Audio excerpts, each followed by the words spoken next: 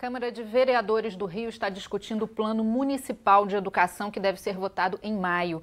O documento define metas para os próximos 10 anos e busca adequar a política educacional do município ao Plano Nacional de Educação, que foi aprovado em 2014. No Congresso, assim como aconteceu em Brasília, discussões relacionadas à identidade de gênero opõem os grupos mais progressistas aos mais conservadores.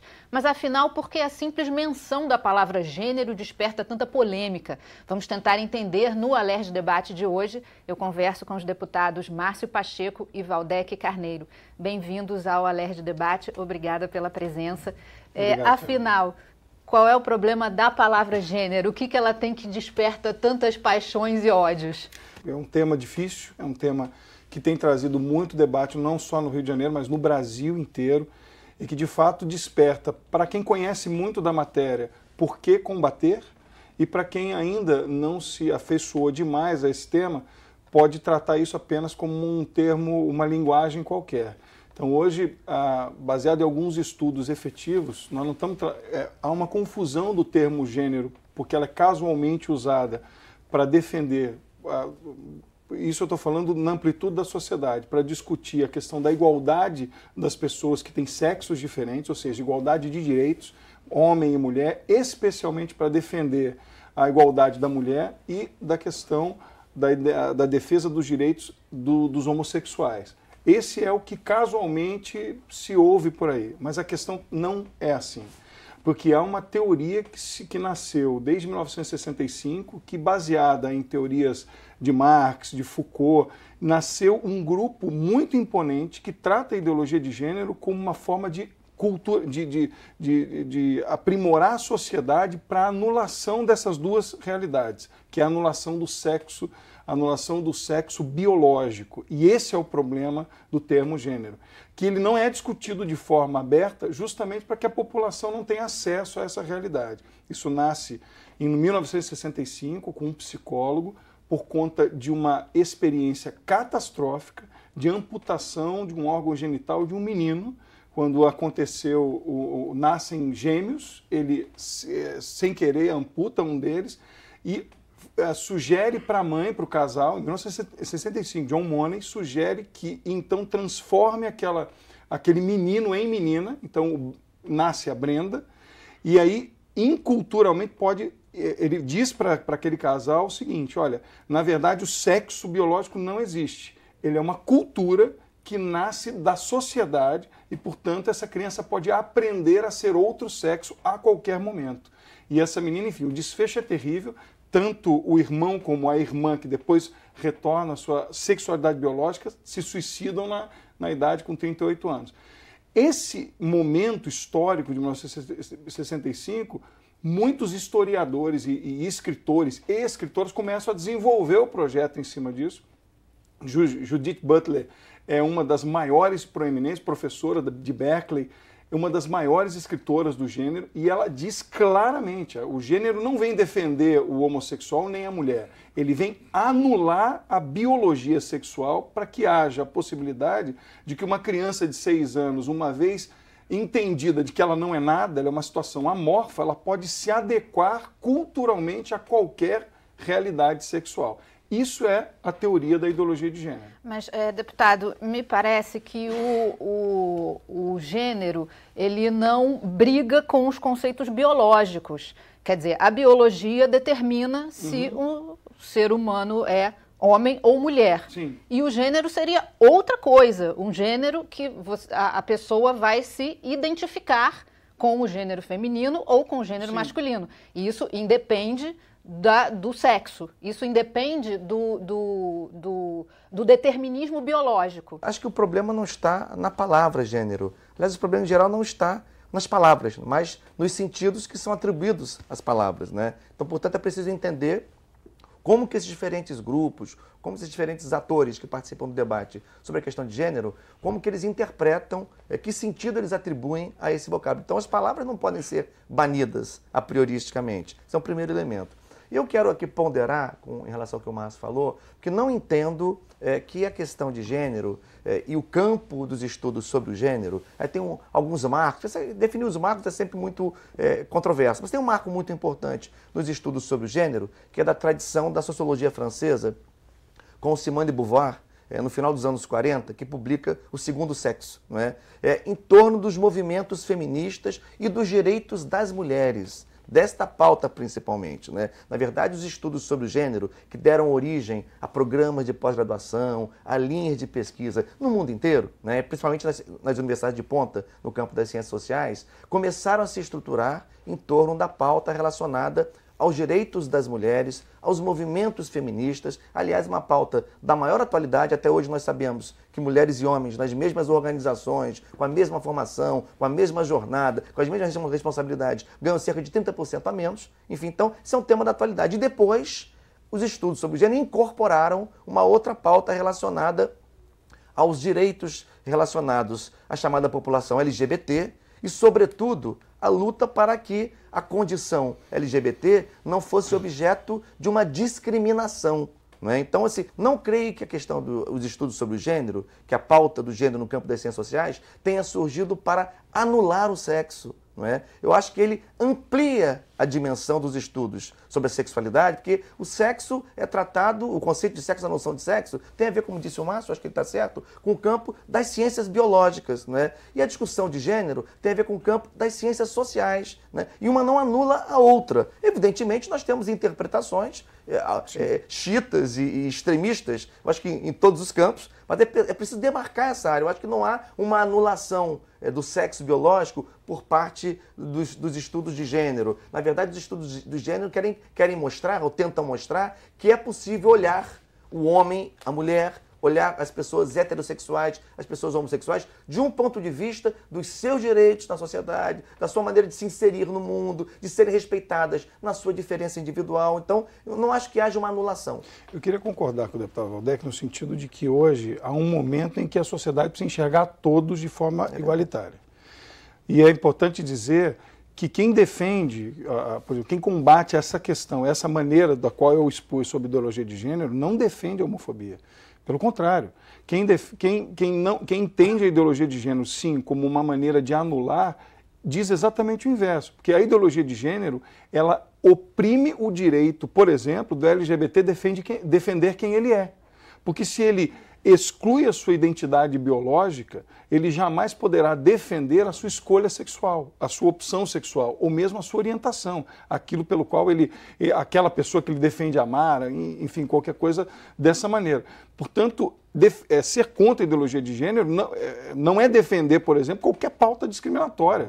Aliás, aqui a gente tem feito exatamente o inverso. Agora, Berenice Bento, por exemplo, que é uma das maiores escritoras feministas do Brasil, que atuam exatamente nessa área, entendendo a fala do deputado Valdec, diz exatamente o contrário, que a intenção do movimento de ideologia de gênero não é defender a mulher.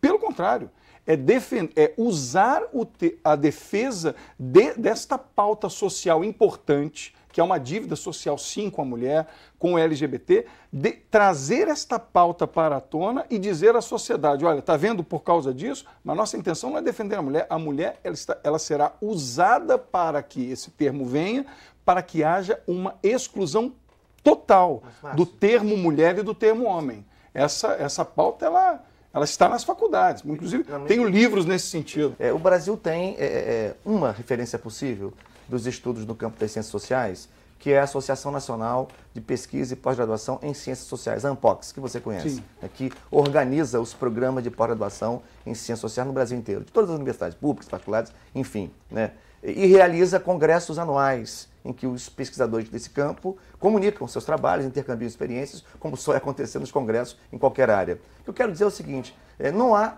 nos anais da ANPOX, que é organizada em grupos de trabalho, em GTs, aí tem GT de Sociologia da Educação, Sociologia do Trabalho, e tem GT de Sociologia do Gênero há muito tempo, não há nos anais dos trabalhos apresentados na ANPOX trabalhos que apontem nesta direção que o Márcio declina aqui. É possível que haja autores, né? Mas isso não constitui a identidade do campo de gênero no Brasil. E aí me preocupa muito, não só no município do Rio, como em vários lugares no Brasil, que os debates, Márcio, sobre planos de educação, o que são os planos de educação? São planos de metas, são planos decenais, né, pelos quais o município, o Estado e o Brasil, existe um plano nacional, se compromete, né, com a consecução de certas metas nas áreas as mais diversas do aparelho escolar, a educação infantil, no ensino fundamental, na formação de professores. Então, me preocupa que o debate sobre o Plano Municipal de Educação tenha esta centralidade, né? É claro que este tema tem que aparecer como tema relacionado ao tratamento dado às minorias nas escolas, evidentemente. Agora, isto não é o centro de um Plano Municipal de Educação. E mais, é preciso discutir também qual é o papel da escola.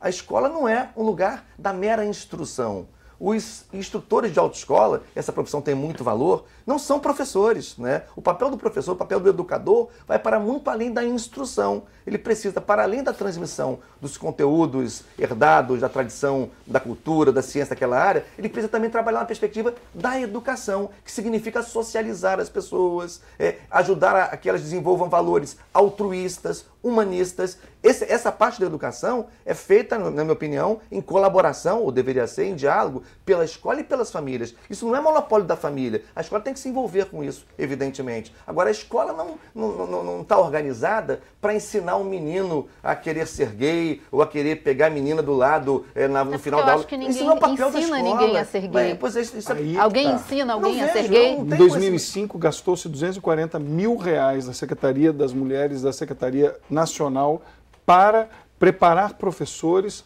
para que isso acontecesse nas escolas municipais. Ensinar as crianças a ser gay? Ensinar que não há biologia na sexualidade. Essa é a questão da ideologia de gênero e esse é o problema no Plano Municipal de Educação. Ele não pode ser central. O Valdec tem toda a razão. O Plano Municipal de Educação tem que tratar do campo decenal educacional, com cooperação das famílias e os educadores também têm esse papel. Agora, dizer para uma criança de 3, 4 anos, você pode beijar na boca de quem quiser, a hora que quiser, porque o tempo lhe dirá o que você deve ser na sua sexualidade, não é o tempo adequado para isso. E é isso que prevê a ideologia de gênero. Este é o problema de se tratar deste tema no Plano Municipal de Educação, onde crianças do ensino fundamental ainda não despertaram para a sexualidade. Uma coisa é uma criança de 16, outra é uma de 4. Eu gostaria só de ler para os senhores o trecho do Plano Nacional de Educação que foi vetado porque constava a palavra gênero. E aí eu quero saber por qual é o problema desse trecho, que falava o seguinte: em uma das metas do plano, o texto dizia o seguinte: superação de desigualdades educacionais com ênfase na promoção da igualdade racial, regional, de gênero e de orientação sexual. Ou seja, o que essa meta dizia é que essas pessoas têm que ter a mesma oportunidade educacional. Lógico. Por que isso teve que sair do Plano Nacional de Educação? Saiu por conta do termo ideologia de gênero. O Valdec discorda. Não está falando ideologia de gênero, está falando gênero e orientação sexual. Quem defende o tema propõe que se troque a palavra gênero por sexo.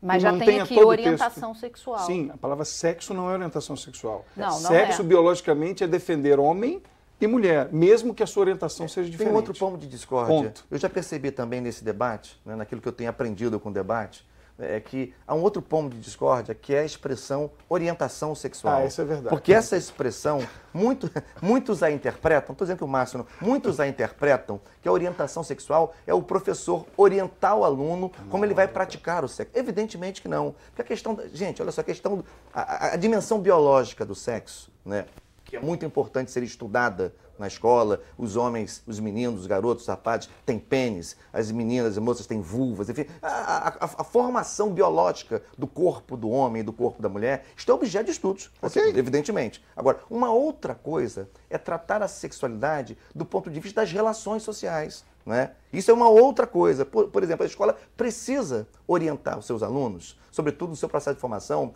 que um menino que seja homossexual não deve ser apedrejado na rua. Não é? Evidentemente, o respeito à diferença, tolerar o que não é espelho, é um valor humano. Né? Isso não é estimular o aluno, né? Porque, na verdade, ninguém estimula. Exatamente, a questão sexual é uma questão subjetiva, tem a ver com desejo. Nem que a escola quisesse ensinar, ela não consegue, ela fracassaria, porque a homossexualidade ou a heterossexualidade não tem a ver com o ensinamento, não é uma lição de inglês ou de álgebra ou de gramática. Ela é desenvolvida subjetivamente. Até porque, vou concluir aqui, até porque as pessoas, os homens gays, podem, inclusive, estar satisfeitos com as suas características físicas, biológicas, mas nem por homens, isso... Exatamente. Né? Como homens. Mas eu estou aqui caricaturando, com todo respeito. Os gays não querem deixar de ter pênis, necessariamente. Os gays não querem deixar de ter barba, necessariamente, que são marcas masculinas, por definição. Mas nem por isso eles podem deixar de ter desejo, se isso acontecer com o indivíduo, com a pessoa. Por outros homens. Exatamente. Né? Deputados, eu quero pegar esse gancho da escola para a gente falar no segundo bloco. Agora eu vou fazer um intervalo rapidinho, a gente volta já já.